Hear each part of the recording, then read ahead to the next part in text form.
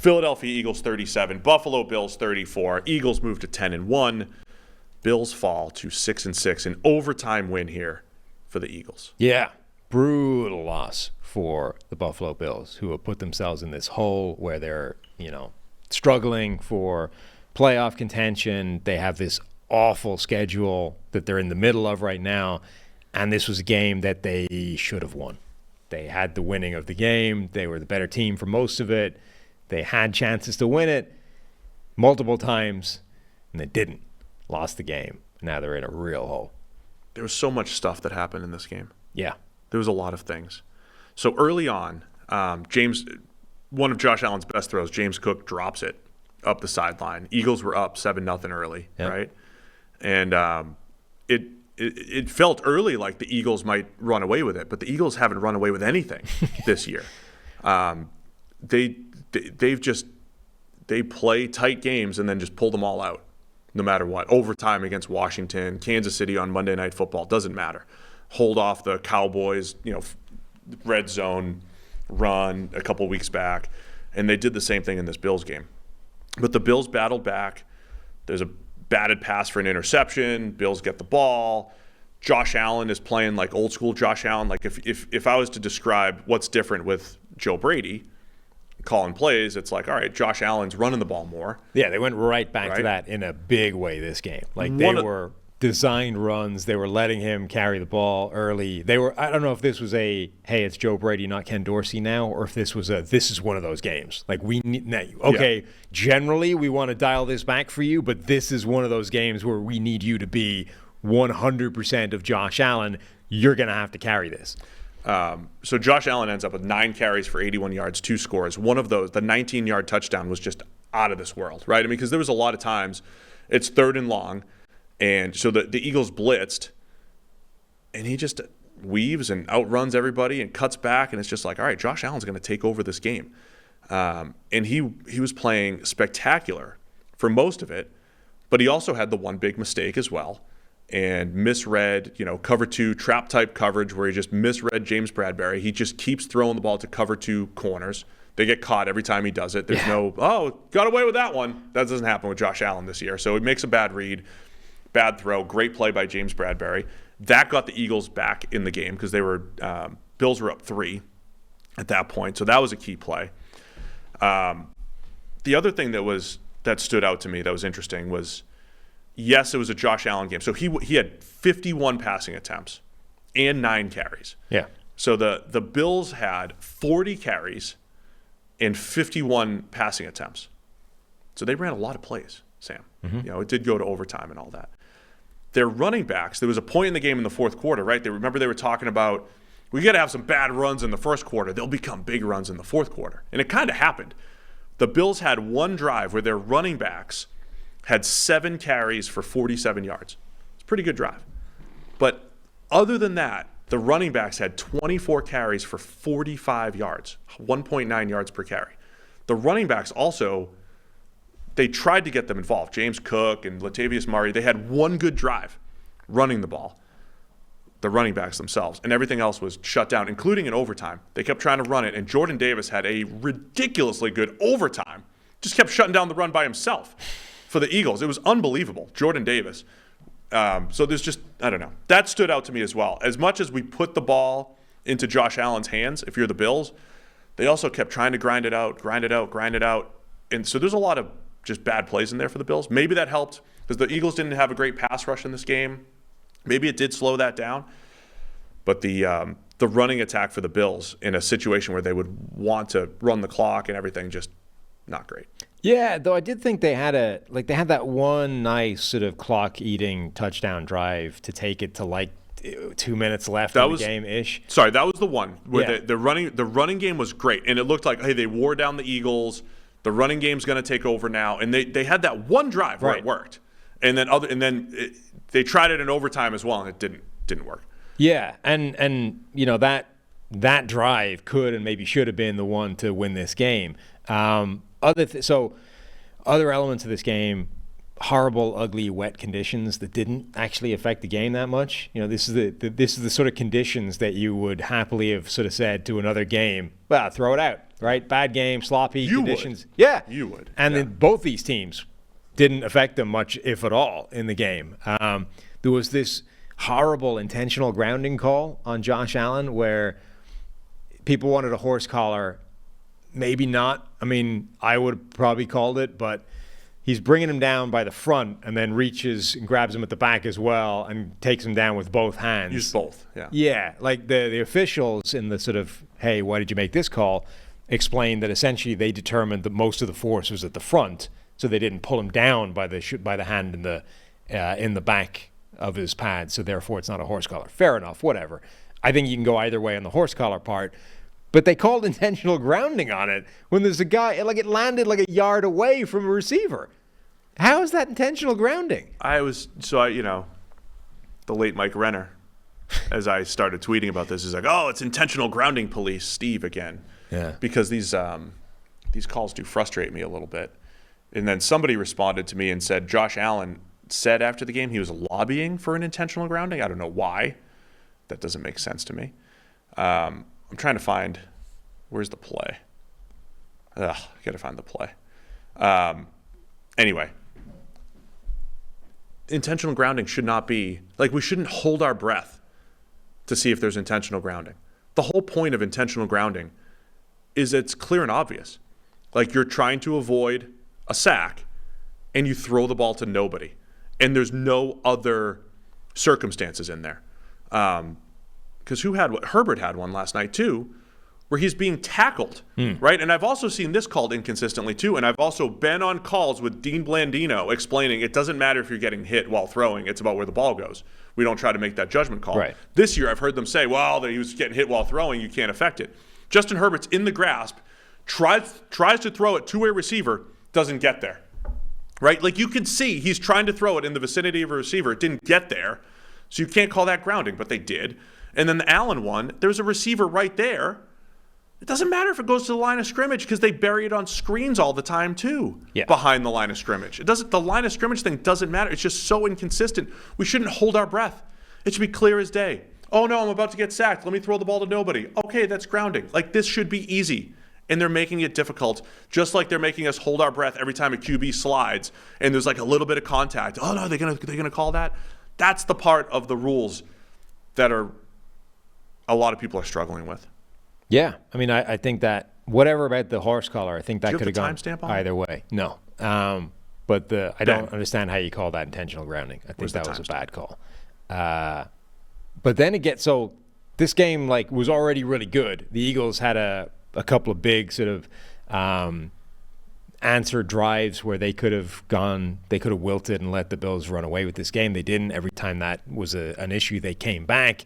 Once they get the interception from Allen to James Bradbury, they have a touchdown after what was an awful series. Like, they lost yardage, I think, on pretty much every play, and then Jalen Hurts scrambles out, finds Zacchaeus at the back of the end zone for a jump ball and scores a touchdown on what a drive that was going nowhere. Then the Bills have that huge clock-chewing drive to score, take it to 2 minutes. And then again, the Eagles are having a rough drive, like back-to-back penalties by Jason Kelce, or 2 and 3 plays or whatever, false starts. And the second one was a huge one because it moves the ball back to now it's a 59-yard field goal attempt in the crappy conditions to win a game or to tie a game. And then Jake Elliott just nails one of the most ridiculous kicks of the season. That was an incredible kick. I mean, the Eagles, we talked about how confusing they were in the preview too, because they have so many plays that don't make sense or that shouldn't work or whatever it is. And then they keep coming out of it. Jalen Hurts is just absolute nails when it comes to games on the line, crunch time. But again, what makes sense here? We're going to throw a jump. Who's going to get the jump ball? Who's going to get the screen on 3rd and long? So they had 2 3rd and long plays in the second half. A screen to Julio Jones, who's like our age as well, and a jump ball to Zacchaeus in the end zone. Like, you're supposed to flip those. Zacchaeus is supposed to be catching screens. Julio's supposed to be getting the jump balls. Right. Zacchaeus catches the jump ball on 3rd and 15. How tall is he? 5'9"? Great play. It's a great play. it worked. Hurts with the QB draw to win the whole thing. But, man, like when the game is on the line and they need to make big plays, he found Devontae Smith several times over the middle, both in the fourth quarter comeback drive and in overtime. The other, not controversial, but very close play, A.J. Brown catches a ball in overtime and kind of takes 2 steps. It gets knocked away. It's pretty standard incompletion, I think, the way the NFL calls it. But it looked like it could have been a fumble. Yeah, I mean, it was close. A game-ending fumble. Yeah, it was close, particularly the way the league has sort of gone back in that direction of now you need less time than previously to secure the ball and for it to be a live fumble afterwards. Like, it probably was still an incompletion, but had it gone the other way, it wouldn't have been an egregious call. Tim McManus had a tweet that Jake Elliott has never missed a game-tying or go-ahead field goal attempt in the final 2 minutes of regulation or in overtime in his career. He's 8 for 8. So this is why when we were... And this one, so not only was it 59 yards in the rain, blah, blah, blah. Like, he had to... he faded it. It like drove in left and low, and then the wind took it slowly to the right. That was and Romo's just snuck best inside analysis. the right. That was Romo's best because it was a golf shot. Exactly, because it was a golf shot. He's Yeah. like, he's got to start it. He's got to play the fade here. Great fade play. Thank you, John Macri from PFF here, giving me the timestamp. I did find the intentional grounding really quick. I mean, I wanted to confirm that Gabe Davis was really right there. He's right there. Yeah, it's right. There's an eligible right receiver right there. Just like on a screen pass, the running back's 5 yards behind the line of scrimmage, and you throw it at his feet, and it's not grounding. Like, just call it consistently. I don't even care about the horse collar part. I don't care about that. Call it a horse collar, whatever. But just come on, man. I mean, I care about it insofar as, yeah, it was. The crazy thing is the refs started talking, and we were all like, "Is it a sack? Is it a horse collar?" They're like, "Nope, intentional grounding." Intentional grounding. It was like, what? I forget what intentional grounding sign is. I'm sick of it. I don't even want to look at it. I just give a roughing the passer signal. Anyway. So, I mean, that only gets you to overtime. The Bills kept converting these 3rd and long plays. They had, I think, 6, maybe 7 conversions on 3rd and 7 or longer in the game. Kept managing to come up with it. Josh Allen then, having not gotten his horse collar, decides to take matters into his own hand and flops to get a rough in the passer call. Oh yeah, so Allen's now developing quite a highlight reel of flops, by the way. I hate that. So I would penalize the flop. The chat. I mean, we've come full circle here. The chat is I'm a Josh Allen sympathizer now. Oh. Apologist. So now you're going to swing back and say, no, penalize him for flopping. But I would say, yes, flopping should be a penalty. That is absurd. That's my theme in complaining about the game or the officials in this 2.5-hour show. My theme is stop trying to exploit the rules, especially quarterbacks. Stop trying to exploit the rules. They're already in your favor. Stop trying to slide late to flop. Like, just stop doing that. Those should be penalized. I mean, Allen is now, like, all joking aside, he's got 4 or 5 of these plays that are reasonably egregious flops that are in his career now that are drawing they're penalties. 15 yards and automatic first downs too. That's absurd. Those should be penalized the other way. I mean, you can't be Josh Allen, right? You can't have these plays where on the one hand you're able to like fight out of 3 or 4 tackles and drive guys over the line, and then at the same time when a linebacker who you outweigh comes in and like pushes you slightly at the end of the play to then launch your head back and throw yourself at the floor. You can't do that. You can't be that same guy at 2 different times. You either are the first guy, in which case the flip side of that is you have to live with the fact that you're not going to get hits like this, or you have to be the guy that goes down on first contact at all times, in which case, cool, you might get a few more of these plays. On the other hand, you can't make the running plays you make. Bryce Young can flop. He's allowed to flop. Right. Josh Allen. Yes, Bryce Young. If Bryce Young goes down at the first sign of any contact ever, that's fine. Josh Allen can't do that because he's put on display too much tape of him driving through that kind of contact, not even being affected by linebackers bouncing into him. Can't have it. The Josh Allen touchdown to Stephon Diggs was also just ludicrous. Yeah. I mean, I had a bunch of crazy down plays. And away in a spot where only he could catch it, landed right on the goal line. Incredible. So then the flip side of the Jake Elliott never missing when it's crunch time, Josh Allen is now 0-6 in overtime in his NFL career. And just like the 13 seconds play where like Allen did his part. Well, again, they drive down, and then there's a miscommunication on that throw to Gabe Davis. Allen thinks he's going to keep going where he's going. Davis bends it outside, and the ball ends up 5 yards off. I don't know if it was a zero blitz, but it was pretty much all out, and it was one-on-one on the back end by the Eagles. We talked about how D'Amico Ryans did this a bunch of times and put the pressure on the opposing quarterbacks to be perfect. So that's what this was, right? Gabe Davis has one-on-one with Darius Slay. He's going to be he's by Darius Slay. Yeah. He can either keep it up the seam but instead he takes it to the corner. Allen throws the seam, and I love that. I mean, they were going for the game. I mean, that's the win. That's the way. I don't know if they're on the same Slay page. Still would have had a chance to maybe break it up. Probably would have needed to be a perfect throw, but they weren't on the same page. There was also a miscommunication on an RPO on that same drive. Those little things. Those are little things that the Bills are missing out on. Right. If they're on the same page, that's probably a win. And I don't know what the other. I need to sort of figure out what the other 4 overtime ones were, like what Allen did in those games. But Allen's going to go down now. He's going to get this thing of, man can't win in overtime. At least 2 of those games, he's driven the ball down and had a shot at the touchdown that would have won it. One was the Chiefs. He didn't have a chance to touch the ball. And one was the Bucs a couple years ago. He didn't touch the ball either because they both scored touchdowns. Right. So it goes both ways here. Yeah. So much credit to the Eagles, though. Because even when it looks ugly at times, their offense just seems to stall, and then they find the good plays, right? Like DeAndre Swift on the edge or whatever it might be. Swift had some big runs in this game. Huge game by Devontae Smith. Devontae Smith was their guy when they needed him. Of course, Zacchaeus catching the 29-yard jump ball that makes no sense. And just Hurts is just unbelievable with the game on the line. Like there is something to – he's undefeated now when they're down 10 at any point.